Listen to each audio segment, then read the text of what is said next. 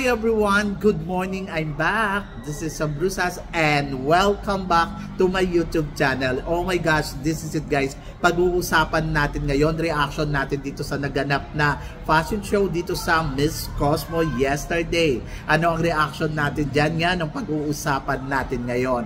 But before anything else, hello Philippines and hello beautiful people! Mabuhay! Kamusta kayong lahat? Sana lahat po kayo ay okay at safe ngayong araw na ito. At syempre sa lahat naman ng mga bago nating subscribers dyan, hello po sa inyo lahat. Maraming salamat guys sa pag-subscribe ninyo syempre dito sa channel ko. At syempre sa lahat naman ng makasolid na makamamasam dyan na laging sumusuporta dito. Araw-araw, lagi-lagi, maraming salamat guys sa inyong lahat. Syempre usapang Miss Cosmo tayo ngayon. So, nung nakaraang araw ay nagkaroon sila ng ganap na fashion ceremony at kahapon naman ay syempre nandoon sa Hello Cosmo from Vietnam ang kanilang eksena kung saan ang lahat ng candidates nila ay nag-fashion show na pinarampa talaga nila. In fairness, sobrang ganda ng venue, ang haba ng runway nila. Gusto ko yung runway talagang from here to there. Makikita mo talaga yung detalyado kung sino talaga yung may energy, kung sino talaga yung bonggang mag-runway. Pero, in fairness naman sa queen ng Miss Cosmo na sino ba to? Ayun, si Miss Indonesia, ang kanyang rampa ay talagang masasabi ko ang bongga. Sobrang bongga talaga. Sabi ko nga, in fairness, no, maalam modela talaga yung Miss Cosmo winners noong last year. Sobrang ganda ng kanyang pasarela, sobrang ganda ng lakad niya. At ganun din yung kanyang first runner-up kung saan talagang paligsahan sila ng rampa. Ay, masasabi ko, ang bongga. Ang galing. Sobra. Oho, bumilib ako. Talagang makikita mo yung fierce, makikita mo talaga yung ganda kung paano ilakad yung damit. Parang mabigat siya pero parang angga-anggaang lang dalhin. Tapos the way kung paano niya isway, ang panalo, di ba? So yon, so talagang masasabi ko winner. Just walk and fierce. Ganon ang eksena syempre ng reigning Miss Cosmo. At yung first runner-up niya din, my gosh, naloka talaga ako. Sobrang ang galing. Parang ang sarap rumampa doon. Hindi sila ganong kagaganda na parang beauty queen, pero the way kung paano sila mag-execute sa galawan nila, talagang masasabi ko, in fairness sa mga queens na yan, ang ganda, ang galing. Lalo na yung pag-akyat nila doon sa hagdanan, talagang pak! Diba? Nagustuhan ba ninyo? Ako nagustuhan ko. Ang ganda ng damit, ang ganda ng runway, ang ganda ng venue, tapos ang daming tao na nanonood sa kanila, tapos you feel like I'm a queen, o diba? Ganun yung drama. And then, after nilang pinarampa yung mga reyna nila, yung first runner-up saka yung reigning queen, syempre rumampa na rin ang mga candidates. Dito medyo hindi ko gusto yung angulo ng mga candidates kasi parang ang hirap kuhanan ng video. Parang angulo, parang ito ang naglalakad tapos biglang magpo-focus na yung camera doon sa mga susunod. Tapos babalik na naman doon sa parang hindi mo na nila pinatapos. Sana ang ginawa nila, kung ano yung ginawa nila sa first na angle, yung katulad ng sa Queen, di ba? Na parang ang perfect kasi kita mo side by side eh. May sa side view, may in front, then merong focus from head to toes, yung mga tipong ganon. Ayun yung bongga, di ba? So yun, so sana ganon ginawa sa lahat. Hindi yung parang naglalakad si isang kandidata tapos biglang puputulin tapos pupufocus doon sa isa tapos puputulin babalik doon sa ano ba? Saan ba direction to? Minsan parang nawawala sila sa angulo, yung mga tipong ganon. Medyo magulo lang. Pero ang unang-unang rumampa dito, sabi ko nga ay in fairness, pinarampa nila si Miss Philippines. Yes, si Chelsea Fernandez. Ang panalo ng rampa ni Chelsea Fernandez dito, ang linis ng kanyang catwalk. Yung sa simula, kumbaga parang bilang beginner ng show, ay talagang mararamdaman mo na parang mapapalakpak ka kasi yung fierce niya nandoon. Kaya lang, hindi ko rin din maintindihan kung bakit umingiti, bakit nagpo-post ng mga pag-ganon. Dapat just walk and fierce, ganon. Yung katulad ng ginawa ng example ng Reyna. Kasi yung Reyna kasi talagang walk lang. Walk, and then fierce. Ganun lang hanggang sa natapos yung kanyang segment. So sana ganun lang din si Chelsea kasi may mga ganong effect pa si Chelsea, sabay smile, sabay fierce. Sana pinanindigan niya na lang yung fierce moment, no? Pero in fairness kay Chelsea, ang haba ng runway, ang ganda ng lakad. And then ikaw pa yung magsisimula ng show.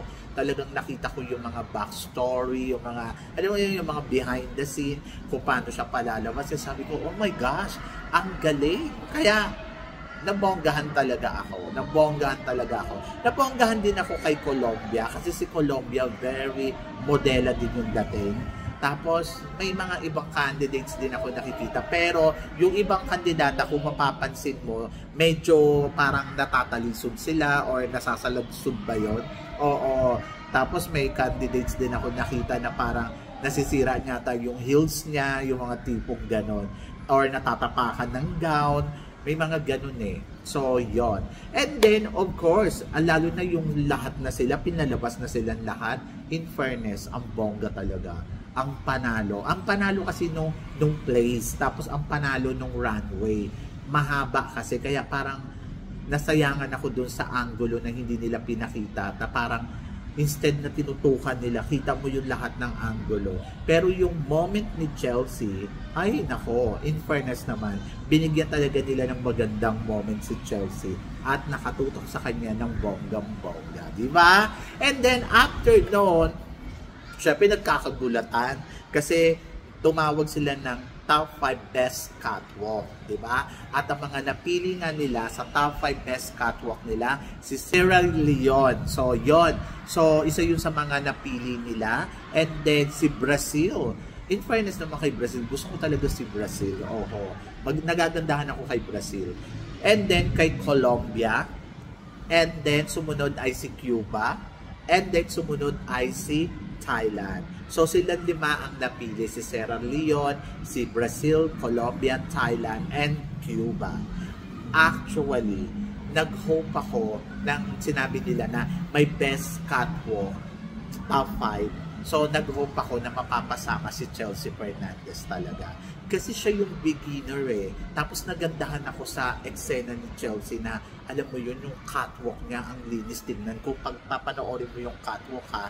Kaya lang, ayun lang, may napansin lang din ako. Sabi ko baka nakademerito sa kanya yung hindi siya fierce. Kasi lagi siyang naka-smile, tapos may pag-ganong effect pa siya. Sabi ko, ay, ba't gumaganon?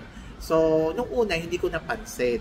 Pero nung lately, sabi ko, hindi kaya ito yung naka-ano sa kanya. Pero sa totoo lang guys, kung best catwalk, isa si Chelsea Fernandez ang maganda ang catwalk. Malinis ang catwalk at saka parang feeling ko, naging unfair naman yung Miss Cosmo sa pagpili ng best catwalk. Bakit hindi napili si Chelsea, di ba? Kasi parang dapat nandoon siya sa top 5. So nagtaka lang ako bakit hindi siya nakalusot doon sa top 5. Eh ang ganda-ganda ng opening niya. So kung gumanon man siya, hindi ba sila nasabihan na gusto lang nila just walk?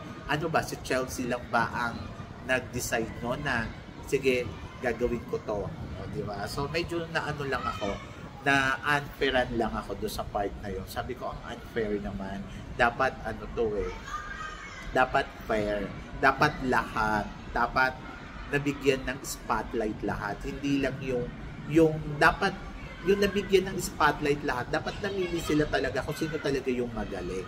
Yes, yung napili nila magagaling din naman, pero kung ikukumpara ko si Thailand more than kay Chelsea, I think ang ganda ng pasarela ni Chelsea, ang ganda ng ipinakita niya. Ewan ko lang ha, ewan ko sa inyo, pero ako kasi parang nahamangha ako ng ay, ang in fairness, ginawa nilang opening si Philippines, and then kita mo talaga yung tense ng power niya, yung alam mo yung kita mo yung ano niya, yung power na parang beginner ako ng show, hindi malangya yung datingan, ano doon na talagang parang pak na pak yung walk niya.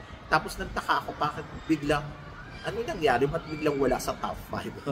Nagamit lang, no, di ba? So, yon, doon sa part na yon medyo nalungkot ako. At parang feeling ko dapat si Philippines ay isa sa mga napili nila sa top 5. Pero wala naman tayong magagawa kasi decision nila yon at sila yon, no, di ba? Kaya, ganun talaga.